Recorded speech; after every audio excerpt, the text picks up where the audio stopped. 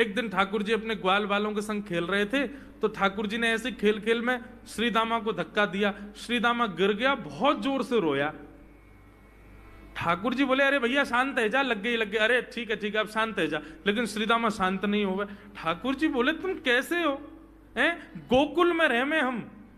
गोकुल को मतलब है जहां हर घर में 1000 गैया, उसका नाम है गोकुल। इतनी गैयान को दूध घी दही सब हमारे घर में होवे। अरे खा पी के ने बढ़िया अपनी शरीर को बनाओ, खेल खेल में लगती रहे, इतना रोवे को कहा मतलब है?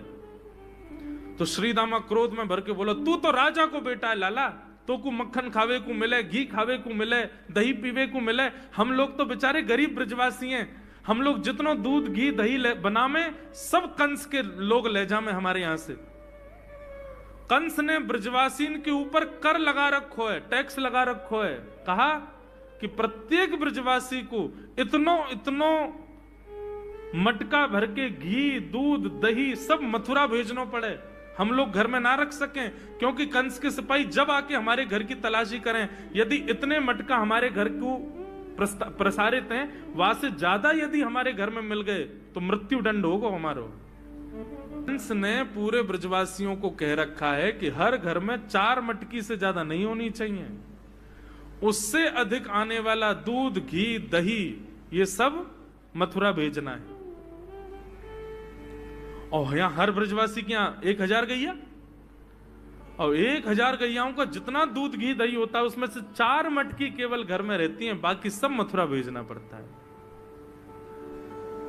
या मारे लाला हम लोगन को खावे पीवे को ना मिले, तू तो राजा को बेटा है, तेरे नंद बाबा तो कुल के राजा हैं, या मारे तू को तो खूब छूट है, हम लोगन को छूट ना है। ठाकुर जी बोले, ये बात है? बोले हाँ। ठाकुर जी बोले, मेहनत करें हम, गैया को पाले हम, गैया को घास खवा में हम, गैया की सेवा करें हम, और दूध पीवे को वो राक्षस कंस। अब तो मैं छोटा हूं, मेरी बात कोई मानेगा नहीं, लेकिन प्रलय तो अब तक लानी पड़ेगी। और कैसे लाएंगे? बोले, राजी राजी यदि मक्खन दूध दही नहीं मिल लो तो चोरी करके खाओ, हमारो ही मक्खन है, हमारो ही दूध है, हमारो ही दही है। लेकिन अभी हम बालक हैं, हम ज्यादा कछु बोलेंगे हमारी कोई बात मानेगो ना। लेकिन ये सद वस्तु कुपात्र के हाथ में नहीं जानी चाहिए। राजी राजी नहीं मिलता तो चोरी करके खाओ, जब कर देवे को नंबर आवेगो तो सब पूछेंगे, भाई कहां गए हो मक्खन दूध दही? बोले घर में तो है ना। बोले तो कहां गए? बोले चोर चोरी कर ले गए। और यही भाव से हम ब्रजवासी को खावे पीवे को मिला करेगो। मधुमंगल श्रीदाम बोले, लाला तू जो कहेगो सो करेंगे, लेकिन चोरी नहीं करेंगे। ठाकुर जी बोले, तो ठीक है, कल से तुम लोग अलग खेलो, मैं और दाऊ दादा अलग खेलेंगे, हमारे संग मत खेलना। मधुमंगल सीताम बोले, अरे लाला तू ना जाने, मैया यो के लाला जो चाहे करियो, चोरी मत करियो, चोरी करवे तो ब्याह ना होवे। ठाकुर जी बोले, ब्याह की पड़ रही है तो है, ब्याह ना होवे। ऐसो पत्र पूछ रहा सो है गयो, पत्रो दुबरो सो तू सीख जैसो है गयो, तो कौन ब्याह करेगा ऐसे? अरे ब्याह करना तो ने खाया ने पी ने बढ़िया, गाल तेरे बढ़िया होंगे, शरीर ने बढ़िया होगा, तभी तो ब्याह होएगा। अब भैया हमारी बात सुन लो, जितने अच्छे काम करने सब आज कर लो, कल से चोरी करेंगे, पूरे ब्रजमंडल में आतंक मचाएंगे, हमारो ही दूध घी दही है और हम ही चोरी करके खाएंगे। ठाकुर जी ने चोरी क्यों की? क्योंकि सारा गौरस बेवजह मथुरा भेजा जाता था, और मथुरा से कंस पूरे भारत में वितरित करके खूब धन कमाता था। इस वजह से ब्रजवासी प्रताड़ित होते थे, क्योंकि गैया के लालन पालन में जितना खर्चा होगा सब करो ब्रजवासी। 4 मटके मिलते थे, 4 में से 3 को तो बेच देते थे, 1 में पूरा घर चलता था। यह हालत थी ब्रज की। इसलिए ठाकुर जी ने कहा कि भैया राजी राजी नहीं तो गैर राजी, हम जितने बाकी की मटकी मथुरा भेजे वाली उनको सबन को तोड़ फोड़ करेंगे, उनमें से मक्खन निकाल निकाल के खाएंगे, एक दूसरे को खवाएंगे, और सब यहीं रहेगो, मथुरा नहीं जाएगो कछु भी। इसलिए ठाकुर जी ने चोरी की। सबसे पहले प्रैक्टिस अपने घर में ही कर लें कैसे करनी है चोरी। सो अगले दिन ठाकुर जी सवेरे उठे और देखने लगे, यशोदा मैया देख तो नहीं रही, और ठाकुर जी चुपचाप गए महाराज जहां पर सारे मक्खन दूध दही रखे, वहां पहुंच गए गौरस भंडार में। और गौरस भंडार में एक मटकी के ऊपर से ढक्कन हटाए करके जैसे ही ठाकुर जी ने हाथ बोर के पानो प्रारंभ किया, सामने एक खंबा था, उसमें मणि लग रही थी। आज पहली बार 3.5 वर्ष की आयु में ठाकुर जी ने अपना प्रतिबिंब देखा। ठाकुर जी ने जैसे ही प्रतिबिंब में अपने रूप को देखा, अपने रूप को देख करके ठाकुर जी बोले, हो तू भी आयो यहां चोरी करवे? अपने आप से ही बात कर रहे हैं ठाकुर जी। अरे मैंने कही तो हती अपने अपने घर में चोरी करनी है, तू दारी के मेरे घर में आगो चोरी करवे? ठाकुर जी अपने प्रतिबिंब से बात कर रहे हैं। अब गौरस भंडार में ठाकुर जी की आवाज गूंज रही थी और वो गूंजते हुए रसोई घर में जा रही थी। रसोई में मैया ने सुनी, बोले ये लाला कहां थे बोल लो है? उठ गयो कन्हैया? मुझको पतो भी ना चली, नूपुरन की आवाज ना आई। मैया दौड़ करके गई तो देखा ढूंढते ढूंढते गौरस भंडार में ठाकुर जी अपने प्रतिबिंब से बात कर रहे हैं। कितनी सुंदर झांकी है ठाकुर जी की। ठाकुर जी मक्खन पा रहे हैं। बोले अच्छा अब आ तो गयो है यहां पे, लेकिन सुन चुपचाप चोरी करके भाग जाइयो, मेरी मैया बहुत मारेगी तो को। बाकू यदि पतो चल गई तू चोरी कर रहा है तो को उखलते मान देगी, मेरी मैया बहुत मारेगी। चुपचाप चोरी कर और निकल ले यहां से। ठाकुर जी चोरी की बात कर रहे थे, यशोदा मैया ने पीछे से सुनी, लाला ओ कन्हैया। ठाकुर जी घबरा गए, मैया कैसे आ गई? हाँ मैया, कौन से बात कर रहे हो तू? अरे मैया देख हमारे घर में चोर घुसायो है। अपने प्रतिबिंब को दिखा करके ठाकुर जी कह रहे हैं, देख मैया हमारे घर में चोर घुसायो, जे चोरी कर रहे हो हमारे यहाँ के मक्खन की, तो मैया को पकड़वे आयो हूं। नन्हे से गोपाल जी, बहुत मधुर लीला।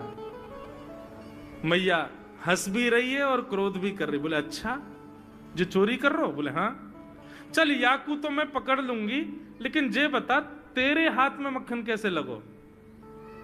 तू तो याकू पकड़वे आयो ना। अब मैया याकी मैं कहा बताऊं, तेने मेरे हाथ में पद्मराग के ऐसे ऐसे बढ़िया कंगन पहना रखे हैं, कड़ूला पहना रखे हैं सोने के। जब मैं धूप में निकलूं ना तो धूप की किरण से मुंह को बहुत जलन है जाए हाथ में। तो कल मेरे सखा मधुमंगल ने मुझसे कही, बोले लाला जे जलन तेरी दूर रह जाएगी, तू मक्खन में हाथ बोर लियो अपनो, सोई तेरी जलन दूर रह जाएगी। या हमारे मैया जलन हटावे के काजे मैंने हाथ बोरो है। मैया बोली अच्छा चल लाला, यहां तो तेरे जलन है रही और यहां मक्खन कैसे लगो? ठाकुर जी बोले मैया मैं अपनी जलन दूर कर रहा हूं। इतने में जन कहां थे एक मक्खी आके मेरे मुंह पे बैठ गई। बाकू उड़ावे के काजे मैंने जैसे मुंह पे हाथ किया सो मक्खन मेरे मुंह पे लग गो। मैया बोली लाला तू चोरी भी करन लगो और अब झूठ भी बोलन लगो मुझसे। ठाकुर जी ने ग्वाल बालों से कहा भैया मिशन फेल हो गया, घर में तो चोरी नहीं कर पाए हम, अब दूसरे इनके घर में दावे बोलो। एक दिन महाराज ठाकुर जी का जब आतंक खूब बढ़ गया गोकुल में, सब गोपियों ने जाकर के मैया से शिकायत करी। बोले मैया अपने लाला को संभाल लियो, नहीं तो काउदना हम देख लेंगी और फिर हमसे मत कहियो कि तेने मेरे लाला से यूं क्यों कही। मैया बोली कहा क्यों मेरे लाला ने? गोपी बोली ये बस सुन लो और यूं बताइयो कहा ना करे तुम्हारो लाला। देख वे मैं 3.5 बरस को है, बाकी पेट में इतनी बड़ी बड़ी दाढ़ी है, बाकी मतलब बलवान है कि सब जानकारी है या कुछ छोटो बालक मत समझियो। गोपियों ने जाकर के अपनी अपनी दुख दर्द सुनाए मैया को। मैया बोली अरे भैया मेरे लाला को मक्खन की कोई कमी थोड़ी है, मेरे लाला को दूध की कोई कमी थोड़ी है। मेरो लाला चाहे तो मक्खन से नहावे, दूध में नहावे, इतना मक्खन दूध दही मेरे घर पे, तुम्हारे यहां क्यों चोरी करेगो? अरे कई बार बालकन को अपने घर को भोजन बढ़िया ना लगे, दूसरे के घर को बढ़िया लगे, अगर बार ने तुम्हारे यहाँ की नेकात मक्खन खा लियो तो वहां इतना रो क्यों रही हो? मैया आपको अपनो लाला बहुत सीधो लगे ना, हम बताएं कहा करे तुम्हारो लाला? स्वयं खावे हमको कोई दिक्कत नहीं, लेकिन या की एक पूरी मंडली है और पूरी रजिस्टर्ड मंडली है, बाल गोपाल चौर प्रचार प्रसार मंडल, ये घर घर जाके चोरी करते हैं। और मैया तुम्हें कहा बताऊं, जैसे ही कोई गोपी के नयो बालक होवे ना, तो तुम्हारो लाला पूरे मंडल के साथ आवे और वह लाला के सिर पे हाथ धर के, छोटे से बालक के सिर पे हाथ धर के बस 1 वर्ष की प्रतीक्षा, फिर तुम भी हमारी मंडली में आ जाओगे। पूरे गोकुल में भय है तुम्हारे लाला को। स्वयं खावे, ग्वाल बालन को खवावे। मैया यहां तक भी बात समझ में आवे, ग्वाल बालन को खवावे, यो नहीं कि नेकाद मक्खन बच जाए तो रहम करके हमारे काज छोड़ जाए, वाकू बंदरन को खवा दे। यशोदा मैया आश्चर्यचकित होकर सुन रही है। बोले ये नेक्सो लाला ये करे? बोले हाँ मैया। बोली मैया अगर चोरी करे तो दिक्कत, और यदि किसी कारण से हमने लाला को रोक दियो, चोरी नहीं कर पाए हमारे घर, तो हमारे रोने क्यों? बोले चूल्हा में ते कोयला लेके आवे और वह घर के बाहर हवा बना जाए, और यूं के अब जब तक या घर से मक्खन नहीं मिलेगा या के घर के लोग भूखे रहेंगे, और इन लोगों को भोजन छुड़वाने की जिम्मेवारी हमारी। बोले कहा करे फिर? बोले मैया भोजन बनना होगा, चूल्हे पे भोजन रखो रे, तो ग्वाल बाल सब ताकते रहे कब भोजन बनने को समय आवेगो। जैसे ही कछु और काम करवे के काजे गोपी ने कुट के जावे, तो कहो तो बाकी कढ़ैया में खूब सारो पानी डाल जाएंगे, सब्जी ना बन पावेगी, आटे में नमक फेंक जाएंगे। ये बात जैसे ही यशोदा मैया ने सुनी, बोले नहीं नहीं नहीं नहीं, झूठ बोल रही हो, मेरो लाला ऐसा ना कर सके।